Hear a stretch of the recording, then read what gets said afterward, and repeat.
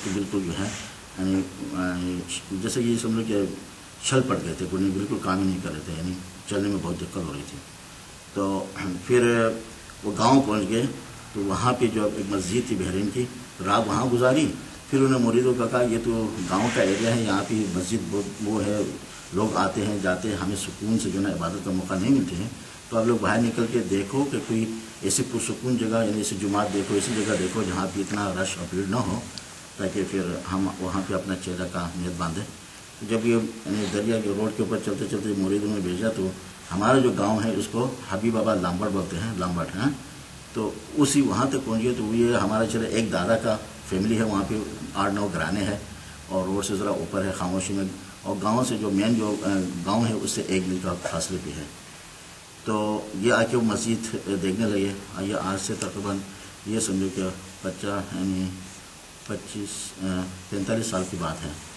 تو وہاں پہ جو مولوی نے مسجد دیکھی، پھر جا کے پیر صاحب کو پتا کہ جماعت تو ہے، ایک تو وہاں پہ پانی کا تھوڑا سسٹم اتنا نہیں ہے کہ مسجد میں پانی نہیں ہے، تھوڑا دور سے دریا سے لانا پڑتا ہے.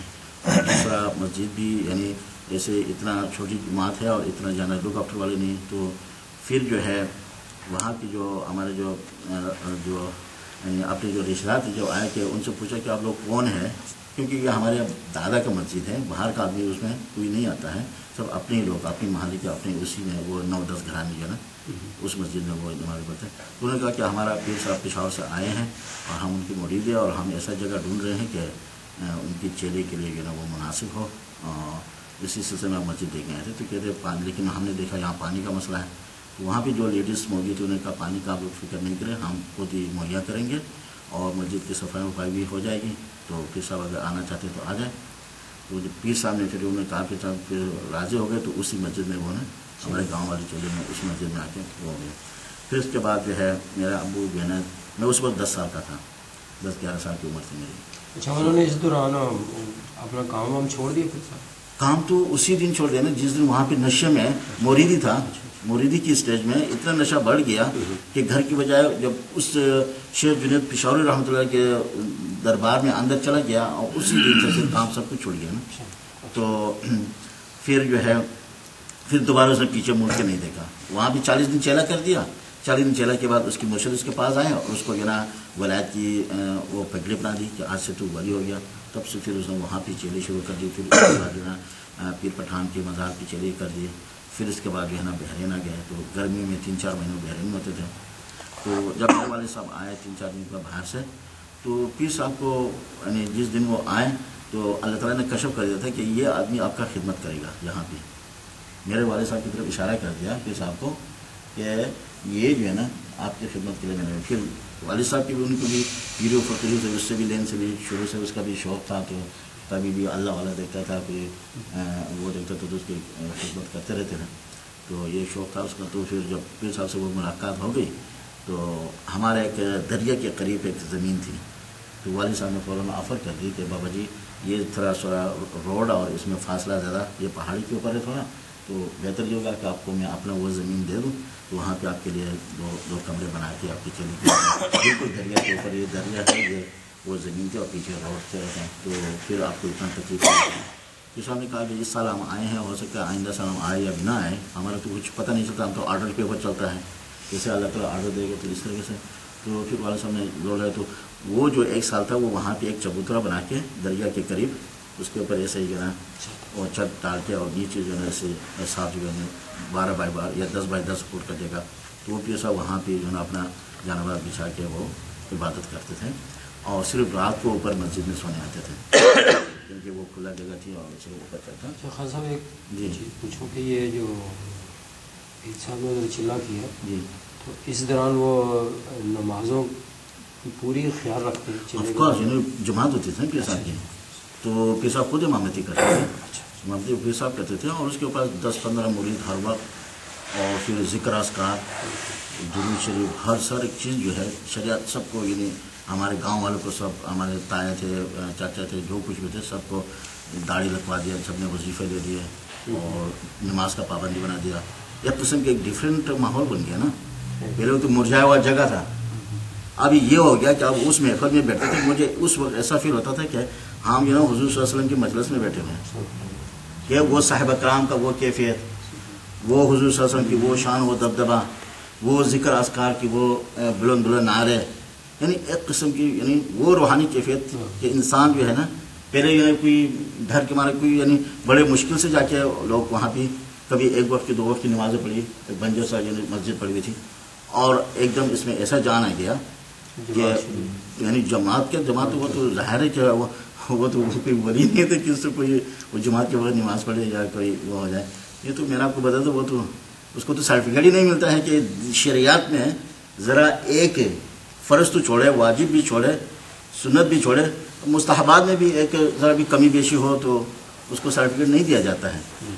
شریعت تو سب سے پہلی سیڑھی ہے ولایت کی، سمجھ نہیں بات؟ تو اس میں تو کچھ ذرا بھی وہ نہیں ہونا چاہیے. تو شریعت سے اوپر ہی، شریعت پہ آپ عمل کریں گے تو ولی بنیں گے نا. جب شریعت پہ عمل نہیں ہوگی ولی کیسے بنے گا؟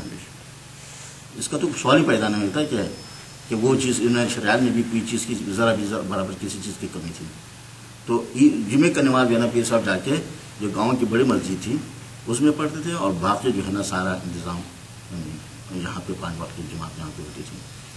تو پھر جو ہے پیر صاحب جو ہے یعنی وہ 2 کمرے کا جگہ بنا دیا، والد صاحب نے زمین دے دیا، اور پھر جو ہے نا ہمارے گھر سے جو ہے نا ان کی خدمت ہوتی تھی، جو کچھ ہوتی یعنی پیر صاحب جتنا بھی 3-4 مہینے ہوتے تھے پورا جو ہے یعنی والد صاحب جو ہے نا کوشش کرتے جتنا ان سے ہو سکتا تھا ان کو کسی اس کی تکلیف ہونے نہیں دیتے. پھر جو ہے وہاں پہ پیر صاحب نے یعنی اس کے بعد 18-19 سال 20 سال جو ہے نا پیر صاحب گرمیوں میں وہاں ہوتے تھے، سردیوں میں پشاور میں ہوتے تھے. پھر ان کا انتقال ہو گیا. تو یہ جو ہے پیر صاحب کی جو ہے مختصراً جو ہے حالت زندگی تھی. انتقال کا کیا بتاتے ہیں کیسے؟